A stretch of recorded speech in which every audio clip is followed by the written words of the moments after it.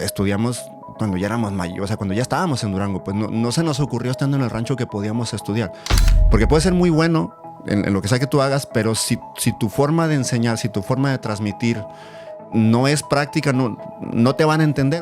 Lo que pasa es que son, a ver, todas las enfermedades neurodegenerativas o las enfermedades degenerativas en general, cuando uno habla en medicina de una enfermedad degenerativa, lo que estás diciendo es que es una enfermedad que está ligada al envejecimiento. Muchas veces yo le he dicho a los pacientes que también importa mucho, o sea, no solamente que el paciente tenga paciencia con algunas enfermedades o para ver resultados. O sea, pues también es importante que el chango que tiene la cédula de médico y que de veras está ahí enfrente dándole una recomendación, también tenga calma en lo que está haciendo.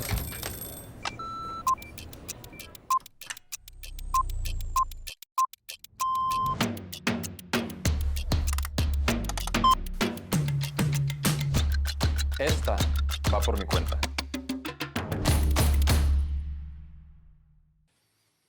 Ya, grabando. Muy bien, pues muy buenos días en nuestro caso. Feliz Navidad. El día de ayer fue Navidad. ¿Qué te trajeron de Navidad, mi estimado? A mí también me trajeron justo lo mismo. El día de hoy tenemos un episodio muy bueno. Tenía rato convenciendo al doctor para que viniera por fin. Le dije, güey, te invito a un café. Paso por ti en 5 minutos. Salió y pues se chingó. ¿Verdad, doctor? Muchas gracias por haber venido. El doctor Guillermo Parra López. Lo voy a dejar ahorita que se presente, que nos cuente un poquito de la historia que lo llevó a acabar siendo uno de los mejores neurólogos de la región. Una alta especialidad muy interesante que pocos tienen. Sí, me parece que sí tiene colegas con la misma alta especialidad, pero la verdad es que son muy poquitos y pues muy necesaria. Ahorita nos va a ir contando por qué. Doc, te dejo que te presentes. Bienvenido a Consulta Gratis. Muy buenos días. Buenos días a todos y feliz Navidad también para ti. Bueno, eso de convencerme yo no me lo creo. Más bien era el tiempo, ¿no? Siempre con lo de siempre, con siendo médico y este tipo de profesiones, la edad también, el tiempo no es una cosa de las que te sobran. Creo que el mayor problema es eso, ¿no? Saber administrar y saber gestionar apropiadamente el tiempo, cómo lo distribuyes, cómo lo usas. Esa gestión siempre es difícil. Creo que muchos de los que somos médicos y tenemos alta especialidad, casi estoy seguro que la mayoría, la queja principal es acerca del tiempo. Definitivamente. Probablemente no vayamos a escuchar mucho y sería también una contradicción, o sea, escuchar a un especialista quejarse de sus ingresos. Yo creo que la mayoría se va a quejar de probablemente sobrecarga de trabajo, la fatiga, el no tener el tiempo disponible para usarlo en sus espacios de recreación, con la familia, para sí mismo, el ejercicio. Yo siempre hago la broma del yoga y la meditación y mis clases de corte y confección, pero en realidad es que es broma, pero en realidad es que sí te ayuda, ¿no? O sea, te ayuda a medio a resetear un poco lo que haces en el día a día. Muy necesario. Y más tú, yo también estoy en la misma situación, pues con niños chiquitos, hijos chiquitos, queremos dentro de todo, pues sí, ser proveedores y que no les falte nada, pero también pues estar presentes, pero pues también tienes la cabeza con un montón de pacientes. Tú en tu área de especialidad, pues no me puedo ni imaginar, ¿no? O sea, llamadas de la madrugada y esto y el otro. Pero bueno, yo creo que depende mucho de cómo analizas esta cuestión del proveedor. O sea, porque digamos que la cuestión, yo creo que tradicional de verse a sí mismo como un proveedor viene mucho acerca del dinero. Pero ya si lo ves en términos de proveedor afectivo, de proveedor emocional, de, digamos, la presencia tuya en la crianza de los niños y todo eso, pues al final, digamos, es proveer desde otro punto de vista, ¿no? Claro. Que al final creo yo que termina siendo mucho más importante y más significativo que la cuestión financiera, que la necesitas, que te da seguridad, que te da estabilidad, que te ayuda mucho, que claramente no vas a cometer tampoco la imprudencia de comparar lo que ganaría un especialista en medicina con lo que gana alguien trabajando en una maquila. Obviamente hay mucha diferencia, pero al final yo creo que más allá de hablar de la cuestión del dinero, sí creo que esta cuestión del proveedor, creo yo que es mucho más significativa desde el punto de vista global como entorno personal. Sí. Digo, habiéndonos brincado un poco lo de las formalidades. Y ándale, las empieza con las formalidades. Esto que me preguntabas de cómo yo había llegado acá, y antes de que empezáramos el podcast. Yo soy de Durango, yo nací en Durango. Más bien, aquí yo siempre cuento la misma broma. Yo soy de Tijuana, pero nací en Durango. Sí. Y como Chabela Vargas, ¿no? Sí, man. Un tijuanense nace donde le da su Donde le da chingada su gana. chingada, sí, man, sí. Pero sí, yo nací en Durango, yo estudié en la Universidad de Durango, yo soy médico, soy especialista en neurología. Yo hice una subespecialidad en manejo de trastornos de movimiento. Como bien decías, hay pocos, habemos pocos. Sí. En la ciudad habemos 2. Y a nivel nacional pues somos pocos en general. Es una especialidad que es relativamente reciente. Yo estudié en la universidad en Durango. Bueno, de entrada, yo nací en una comunidad rural en Durango. Mis papás, mi familia, mis tíos, mi entorno pues se dio en un área rural. Mi familia son campesinos. Mi infancia fue, digamos, viví poco tiempo, viví hasta los 10 años en el rancho. Pero ¿Cómo se llama? ¿Cómo se llama tu rancho? Crecí en un lugar que antes le llamaban Trincheras, ahora se llama 11 de Marzo. Es un lugar en un municipio, el municipio más reciente en Durango, se llama Nuevo Ideal. Okay. Hay una colonia menonita muy grande cerca de ese municipio. Y el rancho, la comunidad rural donde yo crecí estará a unas 2 horas y media de la capital, más o menos como a unos 40 minutos del municipio. Le llamamos cabecera municipal. No sé si en los demás estados de la República se llame cabecera municipal, pero sería básicamente como, digamos, en una especie como de sindicatura o de delegación. Ok. Pero pues en el momento en el que yo estudié ahí, siempre, digamos, pues la primaria, nosotros teníamos solamente profesores que eran pasantes de servicio social. Realmente no teníamos como un profesor de base ahí. Y pues la primaria era muy modesta. Pues la habían construido los mismos campesinos, los mismos ejidatarios. Teníamos 3 salones y cada salón estaba para 2 grupos. Primero y segundo de primaria, tercero, cuarto, quinto y sexto. Había un par de aulas para el kinder. Okay. Era un terreno grande. Teníamos telesecundaria, no había secundaria. La preparatoria más cercana pues estaba hasta el municipio. Había un camión, un pollero que la gente usaba de vez en cuando para ir al municipio a comprar sus cosas. Pocas tiendas. Pues en general, digamos que en términos de estímulos de bibliotecas, de televisión, radio y estas cosas era muy limitado porque tenemos muy poca señal. Yo recuerdo algunas veces haber visto caricaturas. Digamos que la convivencia del día a día era pues los grandes, el papá, los hermanos mayores al campo desde la mañana a trabajar en la cosecha, maíz, frijol. Había algunos que sembraban hortalizas, avena, alfalfa. Yo me iba a la primaria. Saliendo de primaria, ya cuando eras un poco más grandecito, lo normal era que te enviaran con los alimentos a la hora de la comida y a llevar lonche a las milpas. Uh-huh. Lo normal era que te cargaran una canastita con gorditas, con burritos, con guisados y pues te echaban en el burro y órale, ¿no? Órale. A mí no me tocó tanto porque yo salí del rancho muy chiquito, salí a los 10 años, pero mis hermanos, por ejemplo, pues era común que te platicaran ese tipo de cosas de que el burro se cansó, ya no quiso caminar, me tumbó, se tiraron todos los alimentos y no llegó nada. Pero en general, digamos que yo me formé en una primaria rural. ¿Y desde ese entonces ya tenías tú la idea, te acuerdas de decir, yo quiero curar gente, yo quiero ser doctor, o eso vino mucho después? No, fue una casualidad. Yo no recuerdo ahora, por ejemplo, no tengo tan vivo yo el recuerdo de haber dicho de niño, sabes, yo quiero estudiar esto. Uh-huh. Lo que pasa es que donde yo crecí el ambiente, digamos que se daba más en el torno a la migración. O sea, la mayoría, cuando llegaba a cierta edad de madurez física, Uh-huh. que no necesariamente era madurez mental ni psicológica, la mayoría emigraba a Estados Unidos, emigraba por necesidad. O sea, yo digo, ahora que estamos en Tijuana y que ves esta cuestión de la frontera, la cercanía, el vaivén de niños que nacen en Estados Unidos, viven en Tijuana, luego estudian otra vez en Estados Unidos, los papás los llevan a la frontera y estudian y que cruzas la frontera más por placer que por verdadera necesidad. Yo la emigración y el movimiento lo entendía más por la necesidad. Es como...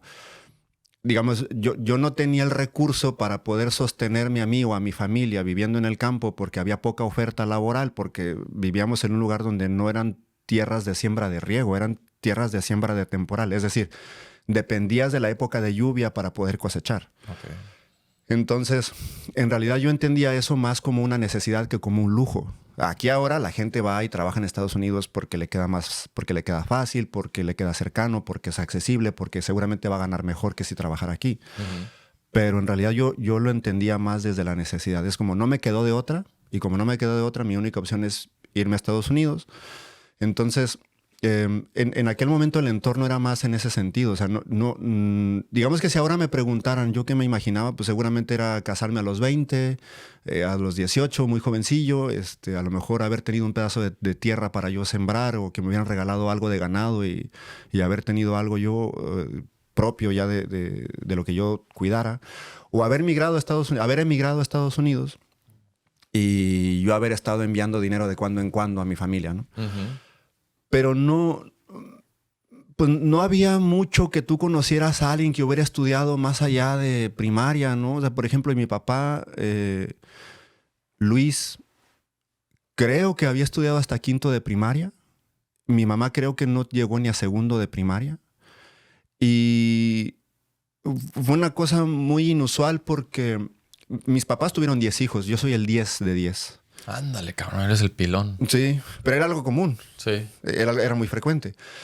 Y la peculiaridad viene de que la mayor de mis hermanas, que es 20 años mayor que yo, de dónde no sabemos, pero ella le salió como la idea de irse a estudiar. Y ella estudió enfermería en Durango. Pero luego hay una brecha muy larga porque la mayoría de los que siguieron ya no completaron la mayoría ni la preparatoria, y luego los últimos 2 estudiamos. Pero estamos hablando que los últimos 2 que estudiamos, Saúl y yo, estudiamos cuando ya éramos mayores, o sea, cuando ya estábamos en Durango. Pues no se nos ocurrió estando en el rancho que podíamos estudiar. Yo en tercero de primaria, en tercero de primaria me llevaron a Durango a querer estudiar ahí la primaria, y la verdad es que yo no me pude adaptar a la forma de vida ahí. Porque, o sea, de estar en el rancho, de tener mucha libertad, de tener mucho espacio abierto, pues estar en la ciudad y era como no poder salir a muchos lugares por el tráfico, porque era peligroso, Las distancias. Pues era más difícil. Sí, claro. Tan simple como el tráfico. Sí. En el rancho veías una camioneta, un carro, un pickup, una troca, y era una noticia porque veías un vehículo que nadie más había visto y era una cosa rara, ¿no? O sea, de hecho, las navidades, las vacaciones, siempre eran llenos de mucha alegría y vida en el pueblo porque había mucho más ambiente de lo habitual. Las fiestas, muchos carros nuevos, la gente que venía de Estados Unidos que pues venía como con la intención de hacer fiesta y festejar en general, ¿no? Pero digamos que esta cuestión de yo haber estudiado o de que mi hermano y yo nos pudiéramos haber acercado a la universidad salió más de casualidad. A los 10 años falleció mi papá y mi papá tenía la intención de ir a Estados Unidos, pues de hacernos residentes en Estados Unidos. Mi papá fallece en enero del 95 y nosotros meses después, junio, julio del mismo año, teníamos una cita en el consulado y nos tocaba como pasar estas revisiones para confirmarlo. Total que no se pudo. Y digamos que la opción siguiente más cercana de mi mamá fue, pues me muevo a la ciudad. Y ya estando en la ciudad, pues yo terminé la primaria en Durango, la secundaria, la preparatoria. Ya fue en la preparatoria donde me di cuenta que yo en cosas de computación, matemáticas, yo la verdad no... Pues era una papa enterrada. Sí. Estaba muy güey para eso. Y sin querer me di cuenta que las cuestiones que tenían que ver con biología, con ciencias naturales, con este tipo de cuestiones, pues se me facilitaban más. Y se me ocurrió que podía entrar a medicina. De hecho, ni pasé el examen. O sea, en realidad yo el examen de admisión no lo pasé. En Durango, en aquel momento, en la UGED, no sé si todavía exista, pero existía una cosa que le llamaban curso propedéutico. Digamos que básicamente era, tú presentas el examen, si no lo pasabas, te ofrecían la oportunidad de inscribirte al curso propedéutico y si alcanzabas un promedio mínimo, que era como un punto de corte, te podían ingresar. Subían. Exacto. Era como el semestre cero, por así decirlo. Sí, exacto. Entonces, esa fue mi vía de entrada a la Facultad de Medicina. Yo entré con un semestre de retraso, pues. Y ya en medicina, o sea, ya habiendo entrado a la Facultad de Medicina, lo de la neurología salió también muy de inmediato. Yo en el segundo semestre, con las clases de anatomía y con las clases de neuroanatomía, ya me había dado cuenta que desde ahí se me hacía más o menos fácil, ¿verdad? Porque, digamos, la medicina en general, yo siempre digo, nunca es fácil. Necesitas estudiar porque no te va a entrar el conocimiento así nomás de la nada. Pero en general las cuestiones que tenían que ver con anatomía y con la neuroanatomía, yo sentía que se me facilitaban y ya desde ahí me llamaba la atención. Uh-huh. Y luego ya más tarde en las clases clínicas tuve la oportunidad de conocer a un neurólogo muy, muy bueno, al doctor Luis Ángel Ruano Calderón. Él es especialista en enfermedades neuromusculares. Claro, güey. Yo cuando estaba en Teletón, a él le mandaban biopsias de músculo. Sí. Cuando nadie sabía que tenía un paciente... Me acuerdo mucho, nunca lo conocí, pero me acuerdo mucho del apellido. Sí. Mándaselo a Ruano a ver qué fregados es. Sí. Sí, yo tuve la fortuna de tenerlo como profesor en el pregrado. Uh-huh. Y allí fue donde yo me convencí que de verdad eso era lo que yo quería estudiar. O sea, no precisamente enfermedades neuromusculares como el doctor Luis Ángel, pero sí quería estudiar neurología. Él lo hacía ver como una cosa muy simple.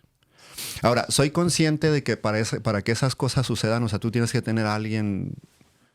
Tú tienes que haber estado expuesto a una forma muy simple de razonamiento y que te lo hubieran enseñado como una cosa muy sencilla para que a ti te hubiera llamado la atención. Uh-huh. Y es la misma de siempre. Si tú sientes que le puedes pegar al balón como Lionel Messi y meterlo al ángulo como le hace Lionel Messi, es porque lo hace ver muy fácil, ¿cierto? Cierto. Entonces, cuando alguien hace algo que lo hace ver tan fácil como que te hace creer que tú lo puedes hacer, es porque de verdad tiene un dominio muy, muy bueno de lo que hace. Eso era el doctor Ruano. Yo cuando lo conocí, a mí me sorprendió la forma en la que él enseñaba. Lo hacía ver muy simple y los razonamientos que tenía, digamos que tenían una estructura muy lógica, pero muy simple. No lo hacía complejo, lo hacía ver como algo que tenía mucho sentido. Y de seguro quiero pensar yo que también se podía ver que le apasionaba, o sea, que le encantaba. Porque siempre como que veo que hay esa correlación. Que lo hacen simple, lo hacen ver fácil y se ve que les gusta. Se veía que tenía mucha estructura en lo que hacía. Okay. Se veía que tenía mucha estructura, mucha disciplina, mucho orden. Y se veía que lo entendía. Uh-huh. Porque lo podía explicar de una manera muy simple. Okay.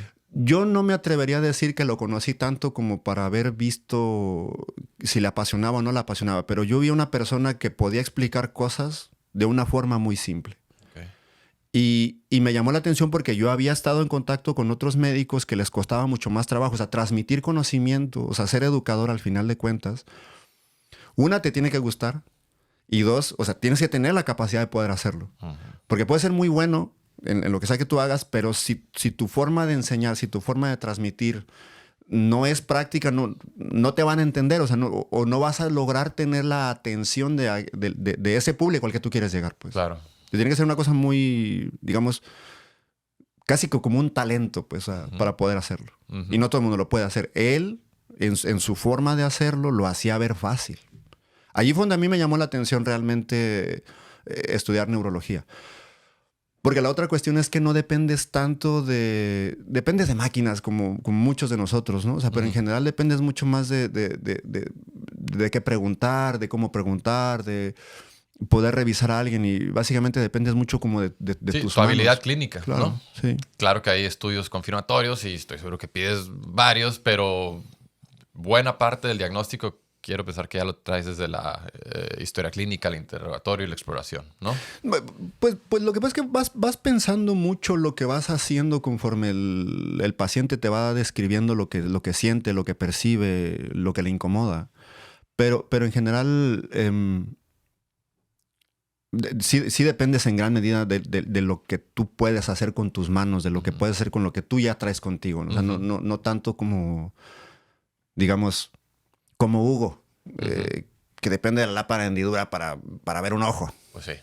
A ver, si me explico, es como, es una cosa de estas que no, pues por más que quieras no podrías terminar de hacer tu evaluación sin ese dispositivo. Uh-huh. Acá en neurología se puede más hacer cosas sin depender tanto de una máquina, que al final sí la necesitas. Necesitas tu oftalmoscopio, necesitas tu martillo, necesitas ciertas cosas, ¿no? Que las vas ajustando dependiendo del contexto. ¿Y neuro, dónde decides hacerla? Pues igual, o sea, completamente influenciado por el haber estado en contacto con el doctor Luis Ángel Ruano.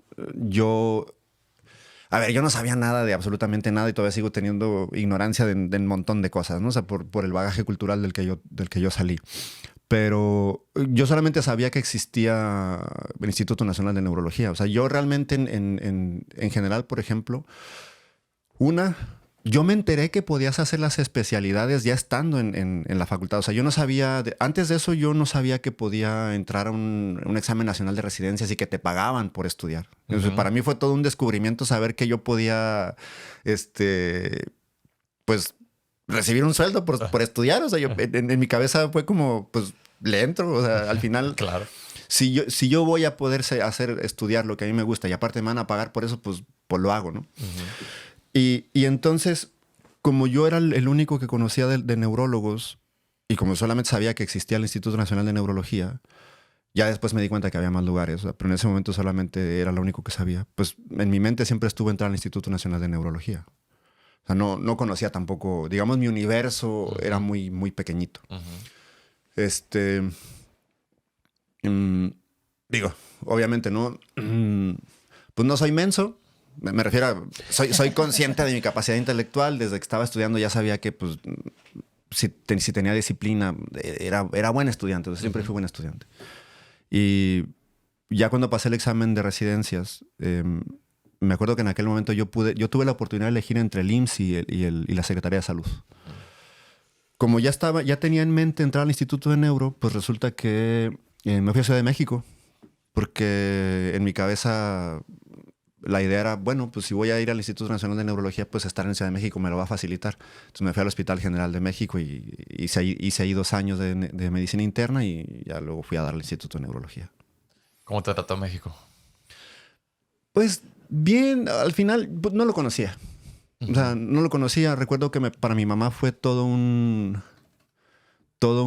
shock.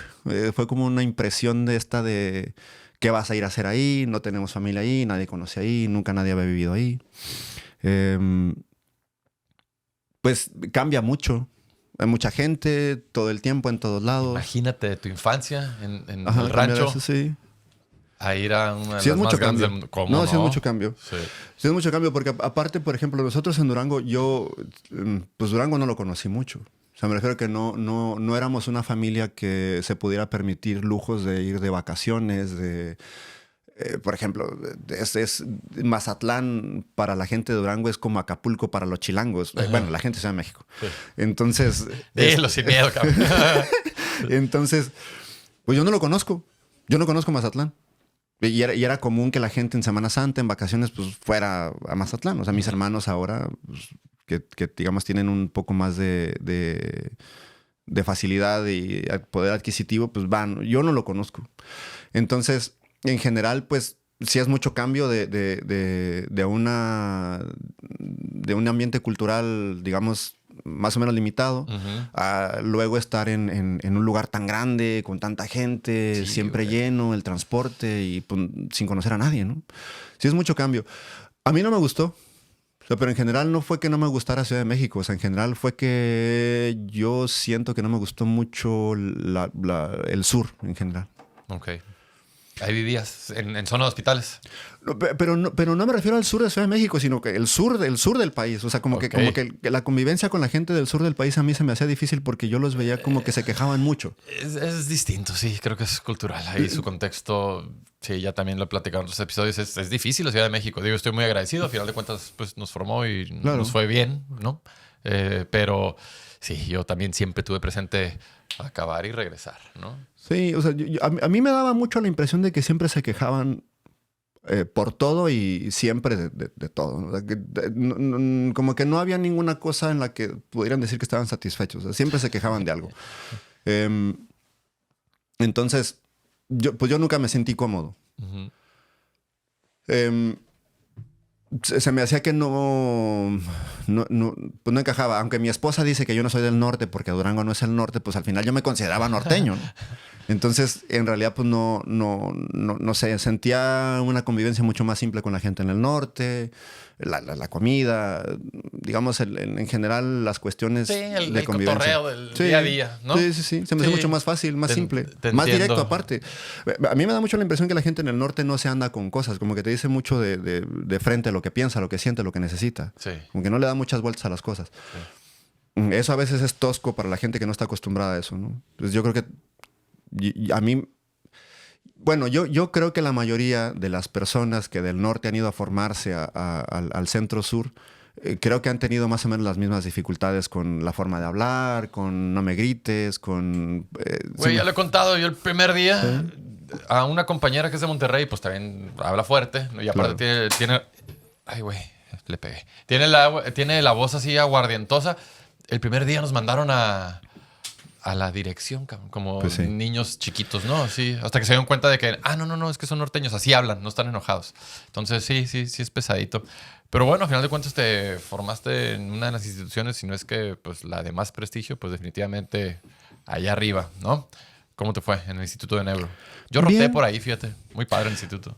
Bien, o sea, pues lo de siempre. A ver, yo tampoco es como que yo sea un genio. O sea, Sí. me refiero a que pues, no voy a ser yo el que vaya a cambiar la neurología del mundo. Pues, me fue bien. O sea, dentro de lo que es una residencia médica me fue bien. Estoy satisfecho con lo que hice, con lo que aprendí, con lo que me enseñaron. El lugar, pues, está hecho solamente para la neurología. O sea, solamente urgencias de neurología. El hospital entero tiene, vamos, rehabilitadores, oftalmólogos, otoneurólogos, psiquiatría. Pues el hospital está Sí, conceptualizado enteramente para el desarrollo de la neurología, la neurocirugía, las neurociencias en general. Y te da muy buen bagaje. O sea, en general es muy competitivo. Seguramente habrá cosas que en las que puede mejorar, pero en general pues, es un lugar muy bueno. Y ahí fue donde nació este interés por tu alta especialidad en trastornos del movimiento, o eso cómo llegó a pasar. Yo creo que fue también más una cuestión práctica. Lo que pasa es que yo recuerdo, por ejemplo, el primer paciente que yo recuerdo haber visto que tenía Parkinson fue precisamente con el doctor Ruano en Durango, en el Hospital General. Okay. En una de las aulas tenía un paciente hospitalizado porque le estaba haciendo una prueba de levodopa. Pues básicamente el paciente llegó sin tratamiento y nos lo llevó al paciente, digamos, virgen, con todos sus síntomas. Y él nos puso a nosotros como estudiantes a interrogar al paciente, a preguntarle qué tiene, cómo empezó, tratar de describir, digamos, en general cómo se veía el paciente. Y todas fueron cosas en las que no necesitamos ni siquiera pues, un oftalmoscopio, ¿no? Fue ver y describir algo. Uh-huh. Entonces, es esa imagen en general y esta cuestión de poder hacer y poder trabajar con poco, de cargar poco, a mí me llamó siempre la atención. O sea, por ejemplo, digamos que es un poco minimalista todo. Uh-huh. O sea, poder hacer mucho sin cargar tanto. Y los trastornos de movimiento va mucho por ahí. O sea, porque depende mucho de lo que ves. Claro. De tu capacidad de escribir, de tu capacidad de observar. Y no tanto de otro examen que lo necesitas, que muchas veces no basta solo con lo que ves. Pero en general viene más desde esta cuestión práctica.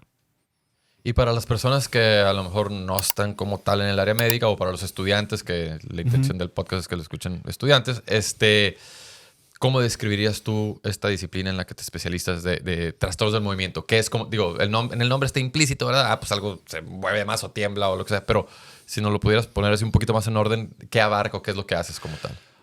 Pues lo que pasa es que en general, digamos que puedes tener trastornos de movimiento, lo de siempre. O sea, ¿qué es un trastorno de movimiento? Alguien que tuvo un accidente en motocicleta y quedó parapléjico, pues sí, ¿no? Es obvio. No se puede mover, está en una silla de ruedas, ¿no? Claro.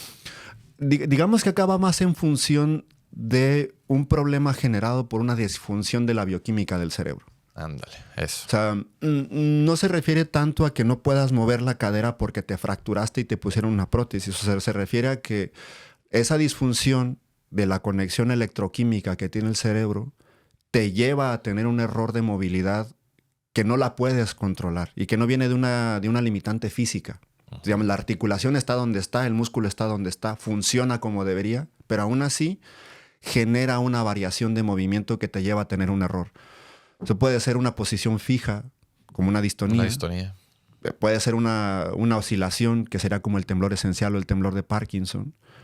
O puede ser una sacudida muy breve, muy corta, como una mioclonía. O puede ser una alteración de la coordinación, como un paciente que tiene un síndrome cerebeloso. Es una dificultad para caminar, para hablar, para coordinar la vista. Digamos, la forma más fácil de describir a alguien con un problema cerebeloso, con ataxia, es lo que le pasa a alguien cuando bebe de más alcohol. Sí. Entonces, se me pasó la mano con el Sotol y tomé mucho Bacanora y ese día no me podía parar. Esa es la ataxia, ¿no? De hecho, cuando eres estudiante y cuando estás así en los primeros semestres, así te dicen, ¿no? Que andas estudiando los tipos de marcha y atáxica, la de borracho, ¿no? Exacto, y ya saben ahí que aumento de la base de sustentación y que te vas para todos lados. Sí. Bueno. Digamos que en general lo que vemos, quienes vemos trastornos de movimiento va más en función de del problema electroquímico que ocurre en el cerebro, porque muchas veces, y la mayoría, realmente no ves una lesión estructural en el cerebro, o sea, no ves una lesión física. Siempre les explico a los pacientes, o sea, es que es en ese tipo de enfermedades, o sea, difícilmente vas a ver un tumor, un derrame, una hemorragia, una isquemia de una embolia, como lo conocemos normalmente. Uh-huh. No, las más de las veces cuando te muestran la imagen ves una imagen normal. Uh-huh. Yo no tengo nada, ¿no? Bueno, no es físico, ¿no? Uh-huh. No es que no tengas nada, simplemente estructuralmente hablando no es ahí la explicación. En algunos casos sí puedes demostrar esa disfunción electroquímica. Hay estudios como los estudios de metabolismo de tomografías por emisión de positrones o tomografías por emisión de fotón único. Uh-huh. O sea, que van enfocados a demostrar que de verdad tienes un error en el manejo de una sustancia química. Uh-huh. La forma en la que yo siempre les explico a los pacientes estos estudios es que, digamos que en el cerebro tienes áreas que es como si tú tuvieras un sitio donde pusiste un montón de miel. Y es como si agarraras a las abejas o a las hormigas y les pones una sustancia que cuando toman la miel se van a poner de color verde brillante. Uh-huh. Entonces, si ves una mancha muy verde brillante, significa que había mucha miel indirectamente, ¿cierto? ¿Qué estás viendo? La cantidad de hormigas que se puso de color verde brillante cuando se comió la miel. Uh-huh. No ves la miel, uh-huh, pero estás viendo la respuesta a que ahí hay miel. A que ahí hay miel. Uh-huh. Entonces, digamos que en el caso del Parkinson, cuando tú quieres ver la falta de dopamina o digamos, la cantidad de dopamina que de verdad tiene ese cerebro, pones una sustancia que cuando va y encuentra la dopamina se ve muy brillante. Pues si la ves muy brillante y se ve normal en ambos lados, pues tú ves la dopamina normal. Estamos bien. Uh-huh. Lo que verías en un Parkinson sería que, digamos, si yo tengo síntomas de Parkinson en mi lado derecho, o sea, mi lado izquierdo del cerebro tendría un brillo menor al que esperarías. Uh-huh. Digamos que eso le llamamos nosotros denervación dopaminérgica o estriatal. ¿Dirías tú que sin duda Parkinson es lo que más ves como tal dentro del área de tu alta especialidad? O sea, sé que ves de todo. Como neurólogo, pues ves de todo. Pero en el área de tu alta especialidad, ¿dirías que es la enfermedad prototipo que ves? Ahorita sí. Ahorita estamos hablando de que yo llegué a Tijuana en el 2017. Llevo ya pues, casi 8 años aquí. O sea, en este tiempo ya sin yo haber puesto un letrero afuera de mi oficina de solo se ven trastornos de movimiento, ya muchas personas van y me buscan más por esto. Sí. Pero no. O sea, en general un neurólogo lo que ve son cosas más simples, entre comillas. O sea, uh-huh, dolor de cabeza, uh-huh, convulsiones, uh-huh, epilepsia o enfermedad vascular cerebral. O sea, las embolias y los derrames. Esas cosas son las más comunes, o son las del día a día. Sí. Ahora, también, obviamente, si yo hice la subespecialización en Parkinson o en trastornos de movimiento sin que yo lo diga, pues yo estoy diciendo que las demás pues no me gustaban tanto. Uh-huh. ¿Sí me explico? O sea, no significa que no me gusten, simplemente hubo una que me llamó más la atención. Uh-huh. Entonces, al decir esto, me refiero a que sí me interesa ver más ese tipo de enfermedades, pero al final pues, soy neurólogo. O sea, tampoco quiere decir que, digamos, en general, en la neurología o en este tipo de especialidades sí se puede decir esto. O sea, no significa que porque yo me dediqué solamente a ver trastornos de movimiento, de inmediato me convertí en un analfabeta en el resto. Esta otra parte, pues, al final sigo siendo neurólogo. Claro.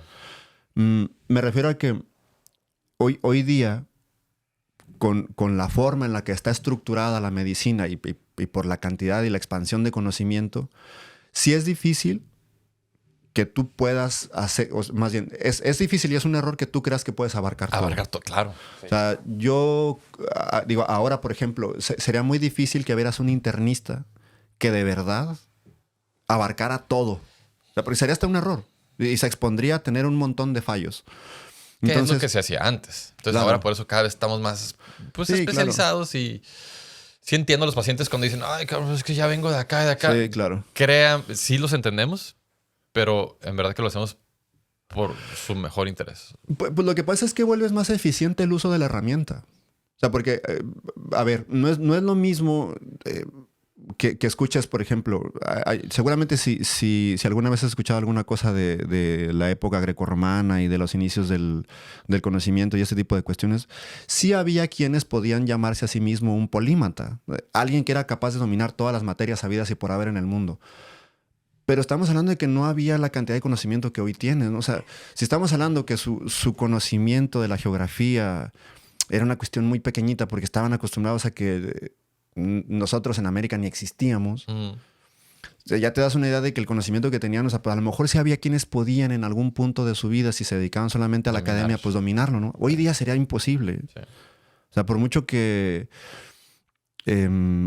las personas que estudiamos grados universitarios o posgrados creamos que somos los más inteligentes del mundo y somos el unicornio que todo lo sabe, pues no es cierto. No lo somos. No. Eso es imposible, ¿no? Entonces, pues sí, a veces fastidia mucho al paciente o al usuario del servicio de salud que va con un médico y cree que le va a resolver todo, y más cuando te dicen, es que ese es muy bueno, o sea, lo voy a mandar con el doctor Juan Manuel Alcántara porque es un genio de la rehabilitación, y llega contigo y, oiga, ¿sabe qué necesito mandarlo con el neurólogo? Oye, pues me mandaron con usted porque se supone que era muy bueno, ¿no? Sí. O sea, ¿por qué tengo que depender de otro si se supone que usted es el más inteligente? Sí, es una contradicción. Yo tengo amigos que muchas veces hacen broma de ese que sabe trastornos de movimiento, que tiene pacientes con cirugías de estimulación cerebral profunda y que hace cosas complejas y que resulta que no sabe cómo tratar una diarrea, ¿no? Pues no, obviamente que en este inter te vas adentrando tanto en algo que pues, al final las cosas comunes pues, ya no las ves, o sea... Sí. Me consta, tenemos un chat de muchos médicos jóvenes y de repente alguien pregunta algo y dice, no, güey, a mí me sacas del Parkinson. Oye, pues es que yo hago la misma broma todo el tiempo, ¿no? O sea, yo todo lo que veo es Parkinson. Sí. ¿Qué es eso? Sabes hacer nomás una cosa. No significa que... Igual, o sea, no significa que eres un inútil en el resto. Simplemente, pues tienes poca práctica. Es como en el día a día. Si a lo mejor tú sabes cómo hacer un hoyo y plantar un árbol, pero no lo haces siempre. El que todos los días se dedica a estar haciendo hoyos y plantar árboles, pues va a parecer que es muy bueno. Pues sí. Es lo mismo todo el tiempo, es la práctica. Oye, y hablando de eso, de tu mero mole, porque a ver, güey, quiero ver si es mi percepción o si es una realidad. ¿Crees tú que está aumentando la incidencia de Parkinson o por qué siento yo que cada vez veo más, cabrón? ¿O se están identificando mejor? No, yo creo que tiene que ver más con la sobrevida. Lo que pasa es que todas las enfermedades neurodegenerativas o las enfermedades degenerativas en general, cuando uno habla en medicina de una enfermedad degenerativa, lo que estás diciendo es que es una enfermedad que está ligada al envejecimiento. Tenemos una expectativa de vida mucho más alta. Ya no nos morimos de diarrea, ya no nos morimos de cólera, ya no nos morimos de sarampión. ¿Sí me explico? O sea, ya hay muchas enfermedades de las que ya casi ni las vemos. Ahora los problemas de salud van asociados más al envejecimiento. O sea, tú viste aquí a Clemente, por ejemplo, a Zúñiga. Pues, ¿por qué tenemos un geriatra? O sea, ¿por qué salió la necesidad de tener un geriatra? Pues tenemos más población ahí. Adultos mayores, claro. Entonces, son enfermedades que no es que haya algo mal en el agua de la presa de Tijuana que hace que haya más Parkinson. No, o sea, es simplemente vivimos más. Como vivimos más, estamos más expuestos a tener este tipo de enfermedades. Alzheimer, osteoporosis, sarcopenia, demencias. Ya entraste en lo mío. Sí. Son cosas, digamos, yo creo esperadas. Sí, definitivamente de cierta manera.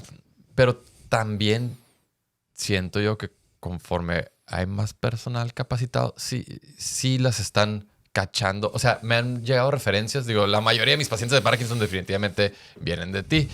Pero no también... mientas. No mientas. No, ¿cómo no, no mientas por convivir infeliz. Oye, güey. No lo voy a contar a cámara, pero lo que te dije hace rato antes de empezar, eso es un volado cada vez que veo un paciente, porque una de las partes de mi formato es, pues, de quién los mandó, ¿no? Ajá.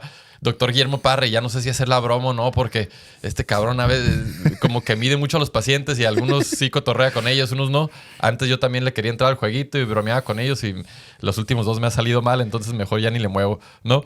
No, pero te estaba diciendo, muchos de los pacientes de Parkinson sí vienen referidos por ti, pero también médicos de primer contacto, fíjate, cada vez me están mandando más. Entonces de ahí me salió esta inquietud de decir, bueno, o si hay más, o los están identificando mejor, porque antes yo me acuerdo pues que decían, no, pues es normal que tiemble, pues ya está grande, pues ¿qué esperaba, no? Y pues no todo es temblor esencial. ¿Sabes también que siento que estoy viendo más, güey? No sé si es mi percepción, y yo creo que la enfermedad que más, no sé, güey, me da pánico, cabrón. ELA, güey. Maldita ELA, güey. Sí está difícil, ¿verdad? Está muy difícil. Porque aparte... O sea, digo, más allá de la cuestión de lo del Parkinson, por responder esa parte primero, creo que viene más, sí es más sensibilización. Sí creo que vemos más porque somos una población que cada vez envejece más. Esa es la primera cuestión. La segunda es, seguramente sí hay más sensibilización y se detecta mejor. Sí. La otra es, sí creo que se maneja mejor también. O sea, que es la otra cosa. Sí. O sea, que un médico, de entrada que un médico general tenga la capacidad de poder detectarla, implica que también ya tiene nociones de cómo manejarla. Uh-huh. Y también es una cosa muy buena y muy útil que desde el principio considera la rehabilitación como parte del manejo. La verdad que sí, no me quiero echar porras, pero les cambia todo el pronóstico. Claro. Lo más importante es su manejo farmacológico como tal. Sí. Pero la verdad es que sí hacemos muy buen efecto sinérgico. Les va muy bien con Reavi. O sea, más allá de que sí te gusta echarte porras, en realidad sí es útil. Sí, ya sé. O sea, en general, sí es útil tener al paciente en rehabilitación. Y el solo hecho de que ya desde el principio el médico, sea el médico general, sea el internista, sea el neurólogo, quien sea, ya considera la rehabilitación como parte del manejo, ya es ganancia. Porque antes no se hacía. Definitivamente. Porque al final de cuentas estamos hablando de mejorar la función. O sea, sabiendo que ya no tenemos mucho que hacer en términos biológicos de cómo reparar el problema, enfocamos mucho el esfuerzo en mejorar la función. Claro. Ahora, con lo de la ELA, más bien, desgraciadamente, en general los diagnósticos en neurología son difíciles. O sea, porque no difíciles desde el punto de vista de cómo llegar a la conclusión del diagnóstico, sino para el paciente. Sí. Porque ya desde el solo hecho de que te envíen a neurología, ya te asusta. O sea, porque ya piensas que te van a dar un diagnóstico así muy, muy, muy, muy exagerado, muy fatal, todo es catastrófico. Sí. Entonces... También creo que, a un paciente en sus 50s, cuando todavía es físicamente hábil, cuando está fuerte, cuando es productivo, que le digas que tiene Parkinson, generalmente es un choque significativo. Sí. Porque no es una enfermedad a la que sepamos mucho, como población en general. O sea, no escuchas anuncios en la televisión, en la radio, no ves, digamos, tantas campañas de información acerca de... Y entonces cuando el paciente llega, generalmente desde el principio, el paciente ya se ve en una silla de ruedas y ya se ve con una limitación muy grave. Sí. Entonces, digamos... O con un temblor incontrolable, claro. O no. Pues discapacitado. Sí. Entonces, hacerle entender o hacerle ver que puede estar bien y que puede tener una vida funcional buena, un periodo de tiempo largo, es difícil. Porque aparte, cuando estás asustado, cuando te dan esa información, o sea, ¿cómo lo procesas? O sea, te toma un tiempo también Te toma un tiempo como médico entender que le tienes que dar como tiempo al paciente a que asimile eso. Uh-huh. Y al paciente seguramente le toma tiempo en aceptar todo eso, porque al final no debe de ser cómodo que te den un diagnóstico de ese tipo. No, pues claro que no. Y luego de ahí brincar al otro extremo, que es la esclerosis lateral amiotrófica, es todavía mucho más difícil, porque ahí sí estamos hablando de una cosa seria. Porque allí sí es complicado de que estás viendo al paciente que lleva meses con una debilidad progresiva, que está perdiendo peso, que está perdiendo masa muscular, que luego, si les toca la mala suerte de empezar con síntomas muy vulvares y empiezan a tener problemas con la deglución, con sus dificultades para tragar, para hablar, para la falta de aire, la disnea, las dificultades para dormir porque sienten que se ahogan, pues es más difícil todavía, porque entonces... ya desde el comienzo estás viendo algo serio, algo grave, algo que en corto tiempo le va a generar una cosa mucho más aparatosa y que se va a dar cuenta. Al final, es difícil porque lo que estás diciendo es algo grave. Y aunque lo quieras camuflar y aunque tú quieras medio que bajarle la importancia al problema, en cuanto el paciente se mete a internet y vea... Ay, bendito internet, cabrón. Es que es un arma de dos filos. Es que es hasta un problema, porque Sí. tú quieres evitarle aparentemente el trauma al paciente y resulta que ve en internet y en cuanto ve que la disfagia y que son 2 años de sobrevida, 3 años y una cosa así de catastrófica, pues sale peor. Sí. Es una cosa difícil porque el paciente, hoy día con la cantidad de información disponible en internet y en todos lados, o sea, también tienes que ser más cuidadoso en cómo le dices y la información que le dices al paciente, porque también el omitir información para el paciente también va a significar un problema. Uh-huh. No, definitivamente. Porque deja la puerta abierta a un montón de cosas. Sí. Y volviendo un poquito, no quiero ser insistente, pero es que, te digo, en verdad es pregunta que yo te hago, si es percepción mía. ¿Notas tú o sientes tú que también, o es por esto mismo que dices del envejecimiento, que hay más cela? Yo he visto mucha más cela recientemente. Yo creo que es más una cuestión asociada al envejecimiento. Lo que pasa es que son de esas enfermedades en las que sí existen, digamos,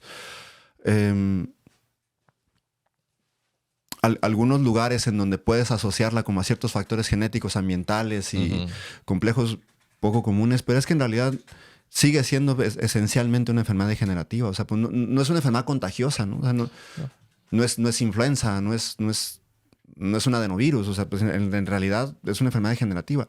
Que seguramente debe de haber, digamos, ahí otros factores, como siempre, genéticos, físicos, ambientales sí. que te lo facilitan. O sea, lo mismo que le diría a los pacientes cuando me preguntan de qué pueden hacer en el caso, por ejemplo, del Parkinson. Uh-huh. ¿Cómo lo prevengo? Es que no hay una prevención. ¿De qué tienes que hacer? O sea, si tú tienes en tus posibilidades la fortuna de poder dedicarle tiempo al ejercicio, si tienes dentro de tus posibilidades poder cuidar tu alimentación, me refiero a comer bien no es barato. No, definitivamente. A eso me refiero. O sea, si tú tienes las posibilidades de comer bien, de ejercitarte, de dedicarte tiempo a ti mismo, de no beber el alcohol en exceso, de tratar de mantener más o menos un buen estado de salud, seguramente estás disminuyendo tu riesgo en general. No eliminándolo, pero exacto, disminuyéndolo. No, sí. Y aparte estamos hablando de que siempre le digo lo mismo a los pacientes, sobre todo los pacientes que tienen Parkinson. O sea, 55 años, ya tienes una enfermedad que te genera una limitante de movimiento porque te enlentece. Ya tienes una enfermedad que te hace caminar más despacio, te genera rigidez, ya te puede provocar dolor. Y luego viene un montón de síntomas no motores que también te generan problema porque te dan insomnio, porque no puedes dormir bien o porque te quedas dormido en el día. Es decir, tú ya tienes una enfermedad que te está limitando. Uh-huh. Y sobre eso mides 1,70 y pesas 140 kilos. O sea, es como... Tampoco es como que la articulación sea eterna. Sí, no. O sea, créanme que no. Le estás agregando ya una carga excesiva, le estás generando más desgaste. En general no se refiere a que todos los problemas van a salir de ahí, pero lo estás agravando, ¿no?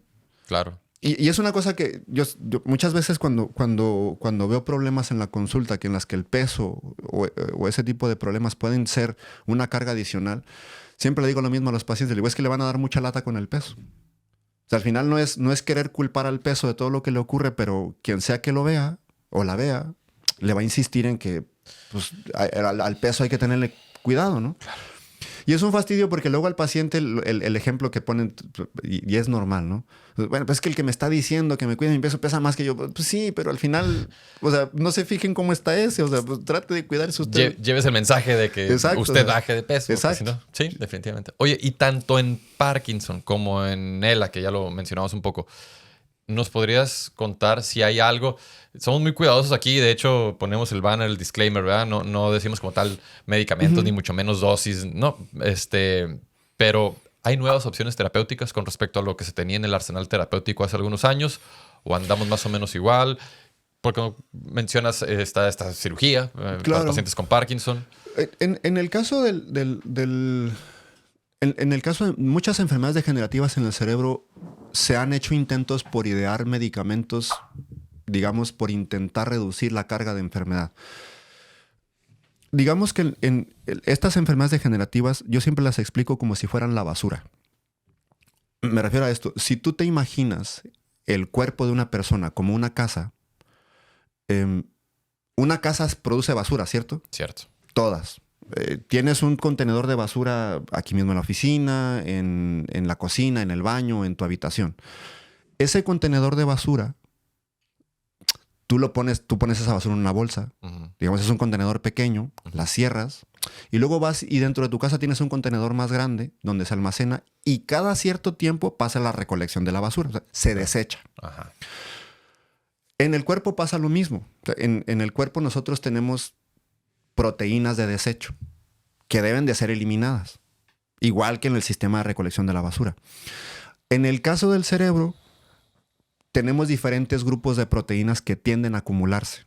La alfa-sinucleína, el amiloide beta, la proteína tau, que son la causa de algunas enfermedades como el Parkinson, el Alzheimer o las demencias asociadas a tau. Entonces, en general, ahí lo que sucede es que tú lo que estás diciendo es, a lo mejor no produces más de lo que debería. O sea, tú no tienes más basura en tu casa de la que debería. Simplemente es tu sistema de eliminación es defectuoso. Entonces, en términos generales, allí la forma en la que podrías en una enfermedad degenerativa tratar de incidir sobre ese acúmulo, digamos, evitar ese sobreacúmulo de basura, sería que tú farmacológicamente mejoraras tu sistema de degradación de esas proteínas o que buscaras una manera en la que produzcas menos basura, menos proteínas. Digamos que si tú compraras, no sé, un teléfono celular, si quisieras producir menos basura, pues te venderían directamente el teléfono. No te lo darían envuelto en una bolsa de plástico, luego cubierto con un foam y miles de cajas para sacar al final de cuentas un celular que es más grande la caja, como 40 veces más que el teléfono, ¿cierto? Sí. Entonces, en general, se ha intentado en estas enfermedades hacer vacunas o medicamentos que les llamamos nosotros anticuerpos monoclonales, con la intención de pegarse a esa proteína que se acumula en exceso y entonces convertirla como en un blanco más fácil para degradarlo. Ok. Yo siempre les explico esto de los anticuerpos monoclonales a los pacientes, que es como si yo tuviera una pistola que dispara pintura. Le pegamos a él una pinturita de color rojo. Y cuando sale a la calle, inmediatamente ya va identificado con esa pintura y entonces es más fácil identificarlo y eliminarlo. Allí lo que pasa es que tienes que tener también, digamos, una respuesta adecuada a esa vacuna, porque es una vacuna, digamos, ese anticuerpo monoclonal. Pues es una proteína que tu cuerpo no la tiene de manera natural. O sea, tu cuerpo puede montar una reacción alérgica en contra de ese anticuerpo monoclonal. Luego, la otra cosa viene de aquí. Tú puedes disminuir la cantidad de esa proteína. O sea, tú medirla y decir, ¿sabes si la disminuí? Disminuiste la cantidad de la proteína, pero a lo mejor el daño que ya dejó no lo cambiaste. Exacto, eso es importante que sepan. Sí. Porque básicamente una de las explicaciones que le dan es que se parece mucho... A ver si me sale el ejemplo. Digamos que una de estas proteínas fuera como el pan. Son bolillos. Okay. Oye, tengo un exceso de bolillos y me estoy intoxicando de bolillos. Bueno, quita los bolillos. ¿Ya se te quitó la intoxicación? No. O sea, ya se te quitó el daño que generó el bolillo. No. ¿Por qué? Porque el proceso de la producción en sí mismo ya genera un daño. ¿Yo qué necesito para hacer esos bolillos? Harina. El desecho que me vaya a salir del costal donde estaba la harina, el agua que utilicé para mezclarla, la manteca o lo que sea que se use para amasarla. Y entonces también el encender el horno, el calor que genera el horno, el desecho que va a generar esos gases, la leña, lo que sea que haya utilizado para calentarlo, en sí mismo ya está provocando un daño. O sea, yo cuando veo el bolillo, yo veo el producto final de todo lo que sucedió antes. Todo eso que sucedió antes ya fue generando un daño. Digamos que en estas enfermedades, el proceso de producción y el acúmulo excesivo de esa proteína a la célula ya le va generando un daño. Ya va generando mayores radicales libres, ya está provocando una falla en la producción de energía dentro de la célula, ya está generando cierto desgaste. Tú cuando ves ese acúmulo de proteína, lo que estás viendo eso es la parte final del daño. O sea, tú la eliminas, pero no puedes eliminar lo que ya dejó acá de desastre. Claro. Es como, ya apagué el incendio, sí, pero pues el árbol de manzana no se puso verde otra vez, ¿verdad? Sí. O sea, no fue como que mágicamente el agua apagó la llama y mágicamente el árbol otra vez se puso verde y se llenó de manzanas. O sea, esa producción, si bien te va, puede con los años volver a repararse. Pero lo más seguro es que eso ya no lo recuperes, ¿no? Se parece mucho a la rehabilitación también. Sí, de hecho sí. Y creo que fue un muy buen ejemplo. Sí, estuvo fácil de entender. Cuando tú le explicas a un paciente que después de una cirugía, de una hemorragia o de un EBC, le va a tomar meses en recuperarse, básicamente lo que le estás diciendo, el daño ya está ahí. Yo lo único que estoy haciendo es tratando de contenerlo Ujú. y limitar el potencial daño a largo plazo, el incremento potencial a largo plazo. Optimizar funciones de lo residual que quedó ahí. Sí, de cierta manera tratar, hablando, ya me metí a la rehabilitación. Creo que un buen ejemplo para entender todo esto es, Amy estuvo aquí platicando con nosotros, o sea, en lesión medular. O sea, en lesión medular pasa mucho eso, ¿no? O sea, es un daño. Sí, en el momento del daño, pues ahí fue el proceso gatillo, lo inicial, y ok, está bien, se limitó ese daño, ya no va a progresar, pero todo lo previo fue lo que causó ese daño estructural y estamos tratando de optimizar funciones y sí, de cierta manera, buscar un cierto efecto de neuroplasticidad, ¿no? Y que se traten de puentear información, suplir funciones, pero exacto, ¿no? Pues súper buen ejemplo. ¿Y qué es esto? Porque sé que a mucha gente le causa ruido o ha escuchado que hay un manejo quirúrgico para Parkinson. ¿Qué es eso y quiénes son candidatos? Fíjate que me perdí un poco en la explicación de lo que me habías Eso te preguntado. pasa siempre, cabrón, pero yo te regreso. Sí. Si me van las cabras al Vamos a cerro muy editar aquí seguido. 54 minutos, Beto, por favor. Sí. Pero, o sea, esto que tú me preguntabas de si hay algo nuevo. O sea, básicamente lo nuevo que se ha intentado en estas enfermedades son este tipo de manejos con anticuerpos monoclonales.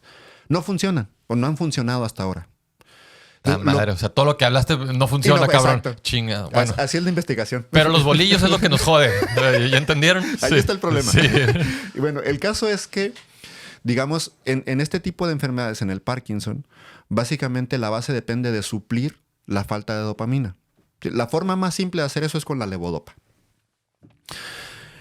Cuando eso falla, cuando ya con la levodopa no obtienes la ganancia funcional que tú esperas, ya sea porque no es lo suficientemente el efecto que buscas o porque ya es poco práctico, porque el paciente tiene que tomar muy frecuentemente o tiene complicaciones asociadas al manejo. No la toleran, ajá, algunos. Exacto. Entonces, tu siguiente opción en algunos, porque tampoco es para todos, es la cirugía, que nosotros le llamamos cirugía funcional. Allí, digamos que tienes más o menos dos opciones. Una es hacer una lesión, una cirugía que le llamamos cirugía ablativa, es como destruir una zona pequeñita. Y la otra es una cirugía que le llamamos de estimulación. Allí no destruyes, allí introduces un electrodo, un cable. Y ese cable va directo a algunas áreas del cerebro que se encargan de modular el movimiento, digamos, particularmente en el Parkinson. Ahora, allí el razonamiento de la función eléctrica de la cirugía viene de una explicación más o menos simple. El reloj, por ejemplo, que tienes aquí. Digamos que así como está el reloj, más o menos es la forma en la que está estructurada la célula. Esto sería el axón de la célula, que es como la extensión del cable. Donde está la parte más estrecha del reloj. ¿Se ve el videito? Sería como donde está lo que nosotros llamamos nodo de Rambier, que es como la parte que está libre de la mielina. En este sitio tienes muchos canales de sodio. El sodio tiene una carga positiva, el potasio tiene una carga negativa. Si te imaginas en general la superficie de la célula, la parte externa tiene una carga positiva y la parte interna tiene una carga negativa. Es una pila. Y se quieren ir a los lados contrarios. Pero esencialmente es una pila, con un polo negativo y un polo positivo y un polo negativo. La forma en la que funciona y produce electricidad es cuando se invierte esa polaridad. Es decir, cuando la parte interna negativa se empieza a positivizar y la parte externa se negativiza. ¿Cierto? Cierto. El cable lo que hace es que artificialmente el cable queda sobre la superficie y una de las formas en las que funciona es que el cable libera una corriente negativa.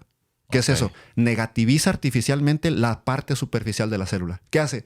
Hacer que la pila esté girando constantemente, ¿cierto? Sí. Es la forma en la que funciona la estimulación cerebral profunda. Tú con el dispositivo lo que estás haciendo es liberando una carga negativa para facilitar algo que nosotros le llamamos despolarización. Esa despolarización a nivel de la célula lo que hace es que permita que se liberen los neurotransmisores y que se dé ese movimiento. Digamos, eso lo haces cuando el fármaco ya no te da el beneficio que tú buscas o cuando ya no es práctico. A partir de ahí, yo siempre les explico a los pacientes que pues es una cosa, es una reducción muy simplista, pero es como literalmente subirle y bajarle el volumen a la tele. Así de fácil. Entre comillas. Entre comillas. Y es de cierta manera eso que acabas de explicar, que es, digo, es manejo quirúrgico como tal. De cierta manera es lo que se trata de hacer también con la estimulación magnética transcraneal. Sí, solo que allí digamos que esta parte que yo acabo de explicar se llama estimulación cerebral profunda porque las áreas, los núcleos que quieres estimular están localizados en la profundidad del cerebro. Digamos, el viaje es muy largo. En el caso de la estimulación magnética transcraneal, lo que hace es que estimula, pero a la corteza. Y ahí lo que hace es que estimula sobre todo un par de neurotransmisores, que principalmente es el glutamato. Pero, digamos, cambia en el sentido de que la distancia, digamos, la estimulación magnética transcraneal difícilmente podría estimular a los núcleos de la base, que son los responsables de las enfermedades como el Parkinson o el Huntington, porque no llegaría a esa corriente en realidad. O sea, en el caso de la estimulación magnética transcraneal es más a la corteza porque le queda más cercana, entre comillas, porque al final tiene que pasar el tejido celular subcutáneo, el cráneo, y llegar, digamos, pasar el tejido conjuntivo cerca del cerebro, que son las meninges, y luego ya estimular a la corteza. Funciona en pocas cosas, pero funciona. Unas de esas son los trastornos de movimiento. La depresión, por ejemplo, también podría funcionar. Sí, estaba comentado también para la depresión. Sí. Pero mira, ahí está el mensaje, ¿no? Yo es lo que trato de mencionarle siempre a los pacientes, porque sí es cierto, pues cuando llegan conmigo, aunque vengan de una consulta contigo, muchas veces vienen con mucha incertidumbre, y desde que llegan los ves ahí que vienen bien achicopalados y todo esto. Y digo, sin ser tampoco, sin caer también en un mensaje pues fuera de lugar, pero sí trato de mencionarles, bueno, los mandaron conmigo por la parte de rehabilitación y vamos a hacer todo desde mi área para que ustedes estén lo mejor posible. Eso es un hecho. Pero también pienso yo que valdría la pena tomar en cuenta que definitivamente no es el mismo. No sé por qué siento como que la gente se quedó atorada con esa losa de decir, tiene Parkinson, ya, se acabó su vida, ya. Entonces, sí hay más herramientas, sí hay más que hacer, ¿no? Pero es que también esta cuestión viene desde otra percepción. Es que nosotros todos estamos acostumbrados a las enfermedades de una forma muy directa. ¿Qué es eso? O sea, todo el mundo entiende que te duele el brazo si te caíste de la moto y te lo fracturaste. Te tomas esto y se va a quitar. Sí, o sea, y yo siempre les explico a los pacientes la misma cuestión. O sea, es que entender eso es una cosa muy obvia. O sea, yo me caí y vi mi brazo chueco. El paramédico vio el brazo chueco. Me llevaron a urgencias y me tomaron la radiografía y se ve el hueso chueco. Me duele, me ponen analgésico, me meten al quirófano, me ponen una placa o los tornillos o lo que sea que use Román. Salgo y pues el hueso ya no se ve chueco. Y después de un tiempo ya no me duele. Pero hay una prueba física muy evidente, muy contundente, de que no me están inventando una historia de un neurotransmisor que no lo estoy viendo, que no me lo están enseñando, que no hay un laboratorio simple. ¿Sí me explico? O sea, no me están inventando un chisme. O sea, yo lo vi. Vi cuando me caí, me acuerdo cómo me dolió. Vi mi hueso todo chueco y ahorita cuando me toman la radiografía se ve la placota. Estamos acostumbrados mucho a entender las enfermedades desde un punto de vista muy, muy lineal, muy directo. Entonces, cuando tú quieres explicar estos chismes de un neurotransmisor en una sinapsis y que hay una vesícula, y que es como, oiga, doctor Péname, ¿de qué carajos me está hablando, no? Pasa algo muy similar, creo yo, con los pacientes con dolor crónico. Por lo que sea de dónde venga ese dolor crónico, ¿no? Pero es bien difícil. Cuando alguien está fracturado, cuando alguien se cortó, o sea, que todos podemos ver y empatizar con, no, pues sí, güey, pues mira, tiene el brazo choca, ¿no? Sí, claro. En cambio, cuando es, oye, me duele, y es fácil, lamentablemente, caer en esto de, no, pues, esta persona está loca, al psiquiatra, ¿no? O son como diagnósticos de bote de basura. Hay una doctora muy buena que espero tener aquí pronto, la doctora María López Collado. Ella está en Chihuahua, que en sus redes maneja muchísima información buenísima. Les invito a que la sigan, de todo este dolor crónico y cómo es tan difícil que los pacientes pues se sientan en verdad entendidos, porque nadie entiende esta parte, pues. Y si tú les dices, o a los familiares, no, espérese, sí tiene una alteración en sus neurotransmisores.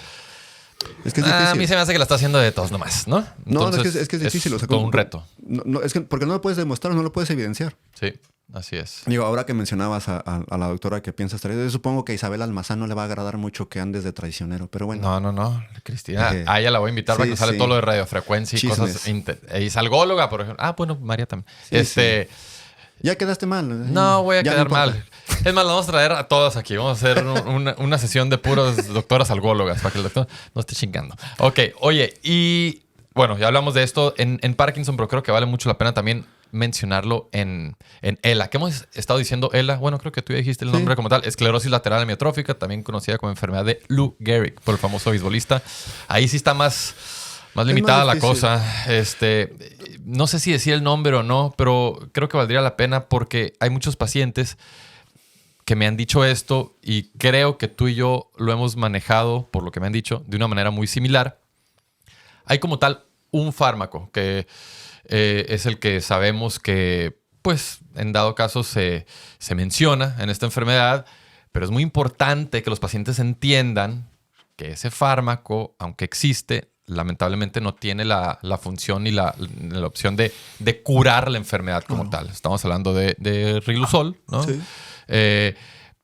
Y sí me han dicho, Doc, es que, a ver, no tengo servicios de salud, no tengo un seguro de gastos médicos. O sea, esto vendría literalmente de mi bolsa. ¿Usted qué me recomienda? Ya estuve viendo precios. O sea, es un fármaco caro. Digo, no sé si ha disminuido el precio, pero hay personas que han vendido casas y carros y esto y pensando que los va a curar. Y esto no es así, ¿no? Lo que pasa es que, o sea, sí es, digamos, es accesible entre comillas. O sea, se podría costear. Pero yo, lo que pasa es que tampoco te puede salir mucho del contexto de dónde estás trabajando. Uh-huh. O sea, a ver, yo sin conocer el resto de América Latina, pero quiero pensar que en América Latina en general, como en el resto de países en desarrollo, cubrir de tu bolsa algunos medicamentos, seguro que no ha de ser fácil. Y para la mayoría de la gente no ha de ser una cosa simple.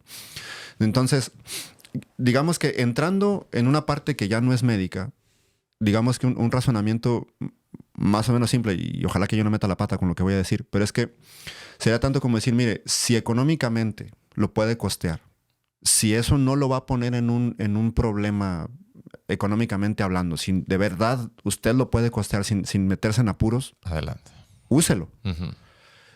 En el entendido de que el paciente comprenda que en realidad el fármaco no va a detener y no va a revertir el daño que ya lleva. Uh-huh.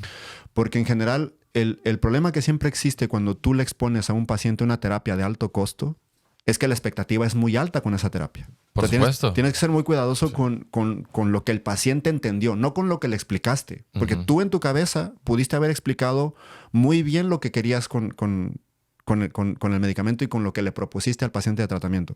Otra cosa es lo que entendió el paciente. Uh-huh. Entonces ahí sí tienes que tener mucho cuidado de que de verdad el paciente realmente haya comprendido lo que le dijiste. Porque al decir, si lo puede pagar, si no lo mete en un apuro, se entiende como es una opción. Uh-huh. Uh-huh. Será básico como el paciente puede entender, pues no use nada. Tiene una cosa tan grave, tiene una cosa tan seria que en realidad, mire, lo que sea que use, pues no le va a servir de nada. También es, digamos, hasta condenarlo. Entonces, al final de cuentas, sí tienes que tener mucho cuidado con cómo se lo explicas, porque sí se puede entender mal. A mí, en ese sentido, una cosa que me sorprendió muchísimo, yo creo que tendrá como unos 2-3 años. Vi un señor humilde, se veía una persona muy, muy humilde, con diagnóstico de ELA. Y él se le hicieron los estudios de neuroconducción, salió con datos de ELA, ya tenía disfagia, ya tenía disnea. Y entonces, cuando yo lo vi para explicarle los resultados de los estudios, le expuse lo de la posibilidad de tratamiento con Riluzol. Y el señor me contestó una cosa que yo la verdad es que no lo esperaba. También por un prejuicio. Uno supone que la gente con mayor capacidad intelectual y mayor nivel educativo, sus razonamientos son más simples. Entonces, en el prejuicio viene de que yo no esperaba que una persona de un nivel sociocultural bajito y con unas posibilidades económicas muy limitadas me contestara una cosa tan compleja. Me dice, mire, la verdad, yo no le veo mucho sentido. O sea, lo que usted me acaba de decir básicamente es que es una enfermedad que no tiene cura. Lo que me acaba de explicar del medicamento, pues tampoco es algo que me vaya a mí garantizar realmente ninguna expectativa mejor. Y yo no tengo dinero para gastármelo en eso. Yo tengo un poco de dinero ahorrado, pero yo creo que sería un error que yo, por querer estar mejor, me gastara ese dinero, o que a lo mejor hasta me endeudara. Y entonces se me haría un problema serio dejar a mi familia con una deuda solo porque yo quise, digamos, hasta por egoísmo, querer estar mejor cuando en realidad me está diciendo que esto no tiene más recorrido. Yo en realidad no quiero saber nada de tratamiento, estoy conforme con la explicación que me dio, ya entendí de qué va la enfermedad. Pues no tiene mucho caso. Básicamente el señor se despidió de mí y me dijo, pues no tiene mucho caso ni siquiera venir a las consultas, ¿cierto? Pues no. O sea, si usted entendió bien y si usted está seguro de la decisión que está tomando, pues no tiene sentido verlo, ¿no? O sea, ¿para qué? No le voy a decir una cosa distinta cuando usted venga. Claramente es una cosa que tienes que tener cuidado porque no todas las personas tienen esa capacidad de aceptación de algo tan serio. Y aparte también médicamente sería un error decirle a los pacientes que no vale la pena el tratamiento, porque al final de cuentas tienes que cuidar la rehabilitación, tienes que cuidar la alimentación, tienes que cuidar la parte respiratoria. O sea, sí hay muchas cosas que se pueden hacer. Claro. O sea, Sí. puede ser muchas cosas por tratar de que el paciente no la pase tan mal sabiendo que es una enfermedad grave. Sí. Yo me acuerdo mucho de esta anécdota porque este señor, o sea, realmente él por sí solo hizo un razonamiento y llegó a una conclusión que a la mayoría le cuesta mucho trabajo por temor. Porque es que es difícil aceptar que tienes un problema que no puedes combatir. Y el razonamiento es, hoy estamos en el 2024, casi 2025, no puede ser que si hay un cuate que por iniciativa privada puso un avión en Marte y vemos aquí los lanzamientos de los cohetes a cada rato, o sea, me está diciendo que no tenemos un tratamiento para esta cosa, ¿no? O sea, Sí. los médicos, pues desgraciadamente es que no somos superhéroes, ¿no? Lamentablemente, así es. Y muchas veces todo esto que acabas de decir no solo es el paciente, muchas veces me he dado cuenta que es la familia. Hay veces que el paciente está más tranquilo con decir, bueno, pues entiendo, no veo el punto de hacer una inversión, un gasto tan grande en todo esto, pero me he dado cuenta que los familiares, no, se va a hacer todo y se vende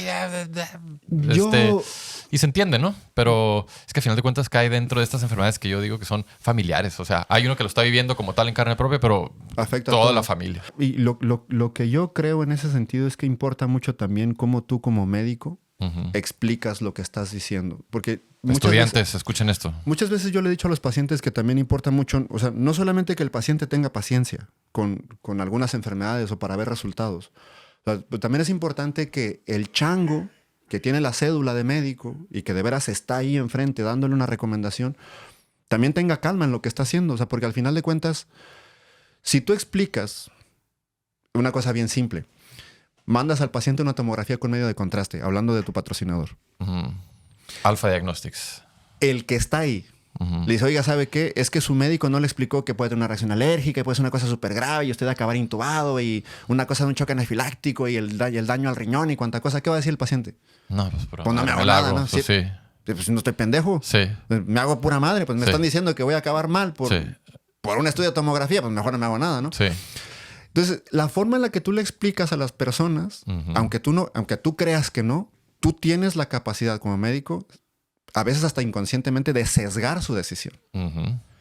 Entonces, a la hora de que tú das la información, si lo haces de una forma muy exagerada, si tú dices las cosas hasta con miedo, si tú mismo te ves asustado y te ves indeciso de lo que estás diciendo, con más razón el paciente, ¿no? O sea, definitivamente. Básicamente estás transmitiendo tu inseguridad y tu ansiedad, tu incertidumbre a lo que el paciente está experimentando. Y el paciente ya va asustado contigo, porque no fue por una gripa. O sea, no fue por una cosa banal, no fue porque le cayó una piedra en la uña. Se está yendo porque ya lleva meses con la debilidad, con que no se puede mover. Ya se dio cuenta que bajó de peso, ya se dio cuenta que no puede abrir la lata. Entonces, y si aparte se te ocurre ser muy exagerado y muy pesimista y catastrófico y dar las explicaciones de una manera, digamos, poco útil. Sí, subóptima, sí, definitivamente. El paciente no va a tomar la decisión, la mejor de las decisiones, pues. Y rescatando ese último punto y ya casi para despedirnos, una vez más, como esto está orientado para todos los que nos quieran escuchar, pero sí para los estudiantes sí les digo eso, todo lo que acaba de decir el doctor es muy cierto y también que tengan ese alto índice de sospechas, esa frasecita de la doctora Cabrales. ¿Por qué? ¿A qué me refiero con esto? Lamentablemente hemos visto muchos pacientes, bueno, hablo por mí, yo he visto, pues no muchísimos, pero sí varios pacientes que todo el caminito diagnóstico ha sido un verdadero viacrucis, la verdad, porque muchas personas, ya sea por falta de pericia o por lo que ustedes quieran, o sea, estoy seguro que alguna vez has visto a algún paciente de ELA que hasta fue operado de conducto cervical estrecho, ¿no? Pensando pues que iba por ahí la cosa, ¿no? Entonces, sí tienen que, híjole, tener ahí esos datos clínicos. Hablando ahorita en particular de ELA, pero eso aplica pues para todas las enfermedades, ¿no? O sea, por eso tienen que saber bien las cosas. Si alguien sabe esto, es él, ¿no? O sea, el cerebro no reconoce algo pues que no tiene ahí la información guardada. Entonces, sí es muy lamentable ver pacientes que se tardó mucho tiempo, a veces hasta años, en hacer el diagnóstico por andar pensando en otras cosas, hasta los acaban operando, como les digo, no iba por ahí. Por eso los radiólogos, más bien los cirujanos buenos, son aquellos que dicen, no, pues yo no opero resonancias, ¿no? O sea, porque si ves una resonancia, pues cualquiera de nosotros, si alguno de nosotros tres nos hacemos una resonancia ahorita de columna, de seguro, yo creo que más de uno traemos hernias, ¿no? Y sin que eso necesariamente nos esté dando sintomatología clínica y que vaya por ahí la cosa, ¿no? Entonces, chicos, de ahí la importancia de siempre, siempre, siempre, como dice la frasecita esa que ya hemos mencionado, o sea, hacer una buena historia clínica, hacer un buen interrogatorio, buena exploración, te da más de la mitad del diagnóstico. Y ya con los paraclínicos, pues confirmas, ¿no? Doc, creo que ya estamos en tiempo. Te agradezco muchísimo que te hayas dado el tiempo de venir. Vamos a terminar con esta última dinámica. Creo que ya te lo he explicado. Bueno, antes de hacer esto, un consejo final para... ¿Qué te parece? Andamos acá, vamos con los estudiantes de medicina. Para los estudiantes, a todos aquellos que están considerando neurología o neurocirugía como especialidad. Que fíjate que ahorita a los chicos que les doy clase, hay un montón que me dijeron... Siempre les pregunto, oye, ¿y para qué vas perfilado? Y pues casi siempre las mismas son las ganadoras, ¿no? Que es ahorita hay mucho pediatría, cardiología... derma, también hay varios de derma, cirugía plástica, pero hay muchos que me han dicho neurocirugía. ¿Qué consejo le darías a los estudiantes que andan considerando tu especialidad o neurocirugía como tal? Yo creo que la cosa más simple sería que sean regulares y disciplinados en su manera de estudiar. Porque al final, por mucho que seas inteligente, si no estudias, pues no puedes, ¿no? Y la otra es que cuando yo creo que mi percepción es que cuando abordan cosas relacionadas con la neurociencia se imaginan cosas muy, muy complejas y tienden a desviarse de su herramienta y de su razonamiento natural y del sentido común. Y al final de cuentas, todas las cosas relacionadas con la medicina tienen una lógica. Uh-huh. Una cosa es que habrá terrenos donde conocemos más, otros donde conocemos menos, pero todas tienen una lógica. Uh-huh. Entonces, digamos que si aprendes a estructurar tu manera de organizar tu conocimiento, te vuelves más eficiente. Entonces, yo les diría que traten de no desviarse mucho de su sentido común. O sea, básicamente que no anden haciendo diagnósticos de Doctor House. Ya ni se acuerdan los morros que era Doctor House, pero busquen lo común, las probabilidades, sí, lo más sensato. Váyanse por ahí y ya después descartan cosas raras, ¿no? Sí, porque pueden ser unos genios. Y seguramente todos los que estudiamos medicina creemos que somos unos genios. Porque si no, no estudiáramos medicina. O sea, para estudiar medicina necesitas tener el ego grande, ¿eh?